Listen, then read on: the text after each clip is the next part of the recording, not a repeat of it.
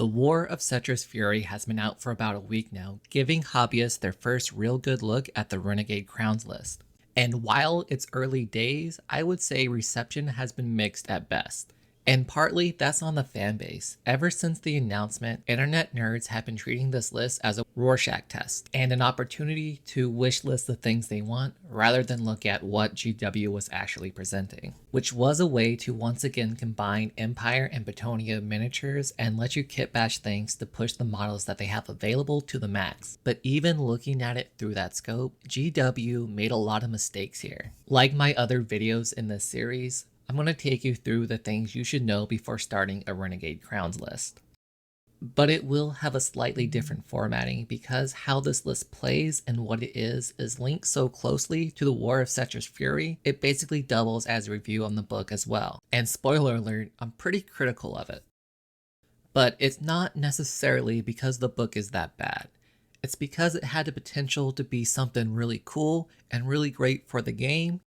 Instead, they produce something that seems incomplete for this version of the game. We don't often get insights into how GW works or their plans for future games, but they've been pretty clear that they view Arcane journals as the way forward for the old world. Sadly, the large, thick, hardcover campaign books are probably a thing of the past. And while that disappoints me, I understand the reasoning. But there are some problems that come with limiting everything to these Arcane journals that probably need to be addressed. If you haven't noticed, every Arcane journal has exactly 48 pages.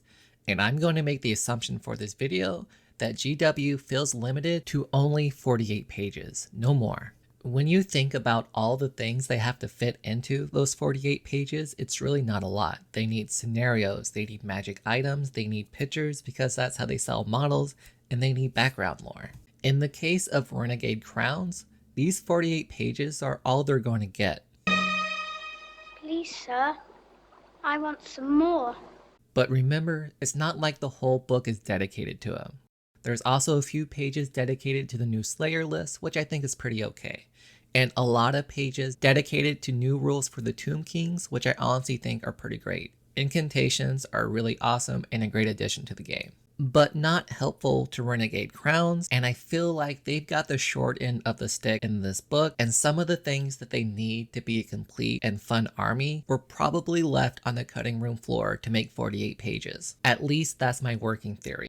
Bretonnian Exiles are a similar themed list, just more Bretonnian than Empire, but they got their own list of magic items, and a lot of them are really good. Where are all the magic items for the Renegade Crowns? Where are unique items from the Southern Realms, or even from the Border Princes?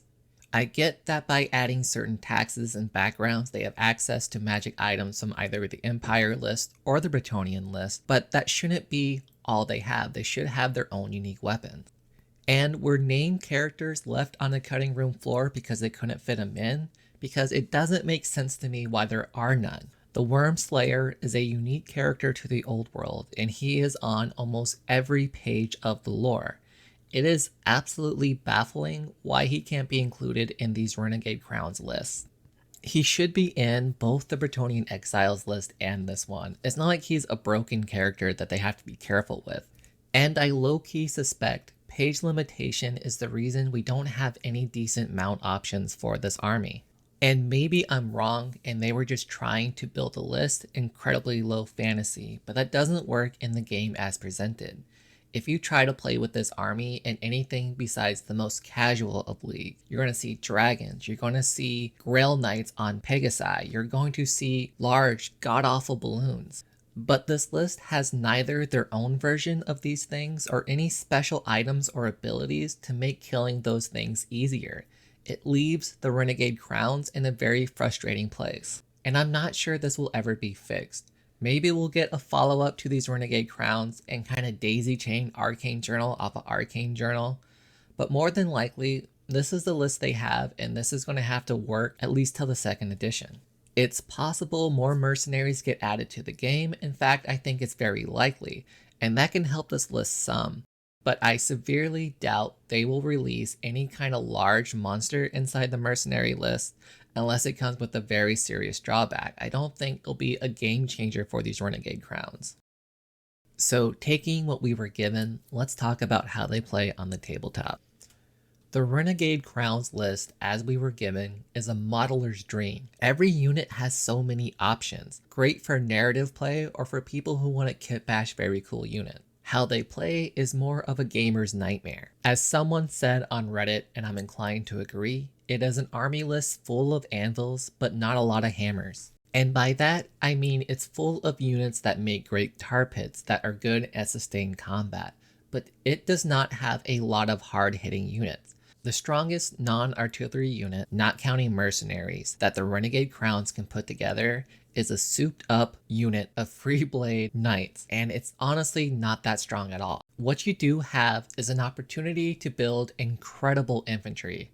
Especially with the Phalanx rule and the Griffin banner, you can put together a block of infantry that can grind through most anything. And I can totally see how a list where basically you're just humans on horses with steel doing the best you can against all these various monster units. It's the kind of thing that Empire pretends to be, ignoring all their insane wizards, demigryph knights, etc. But in practice, on the tabletop, it is going to be frustrating. It's going to feel like you're playing checkers while everyone else is playing chess. Fire-breathing dragons, pegasi, god-awful Chinese balloons. These are the things that dominate the game as it is now, and this list has almost nothing to counter them. You have a couple of bombards, but those can only do so much. You can try to make one of your renegade captains or princes a monster slayer, but he's stuck on a horse at most. So any competent player will just take his flying Pegasus and move away from him. The only way I can really see to win with these guys is to grind out objectives, try to control the board, and hopefully score enough points before your opponent can bring their forces to bear and shoot you or eat you off the table. And as a disclaimer, I'm not claiming to be the best player in the world, and this book, these lists, are only a week old. And it is entirely possible there are ways to play the Renegade Crowns that I don't see yet that end up dominating the meta. I can't promise that's not the case.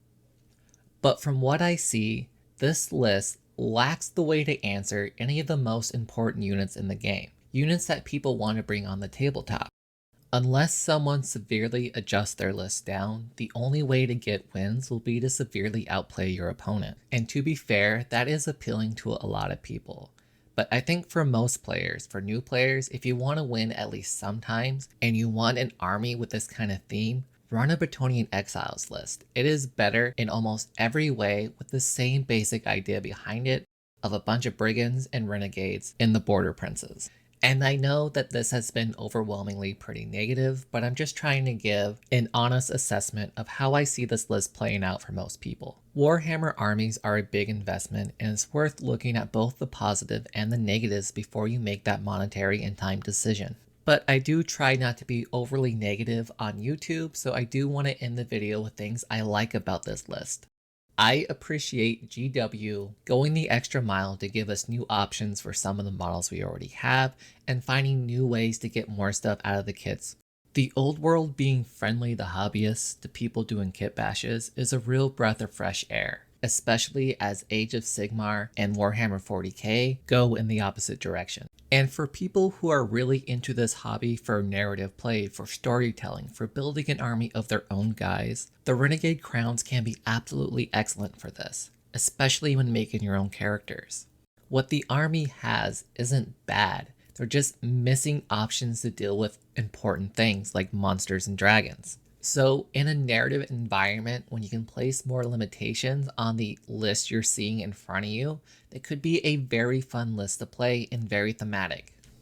Also, and this might have been GW's original intent, if you're someone who has the Empire models already, it's really easy to throw a Renegade's Crowns list together and can kind of break up your normal play. I mean, I've been playing Bretonnia since before the Old World came out, when Warhammer Fantasy was actually a dead game. And I will say, having different ways to play these knights, even if they are basically different flavor of knights, is a breath of fresh air. And it's possible this Renegade Crowns list is best served as just a fun way to play your Empire list when you're not playing too seriously. I guess that's really all I have to say. In summary, These Renegade Crowns lists are not made for newcomers. They're going to be hard to win with, but very satisfying when you do. For most people who want a list themed this way, I would probably recommend the Bretonnian Exiles over this every time. Later in this week, I'll have an escalation list for Renegade Crowns. Go ahead and take a look at that. And as always, thanks for watching.